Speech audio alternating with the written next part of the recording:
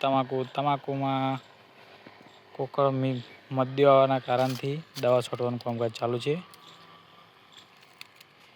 દવા મારતી વખતે ધ્યાન રાખવું જોઈએ, આપણા હાથ અડવા ના જોઈએ, મોં બાંધી જવું જોઈએ, માથું ચડી જાય। ગુજરાતી ભાષામાં કહીએ તો જો તમાકુ દવા મારવાનું કામકાજ ચાલુ જ છે।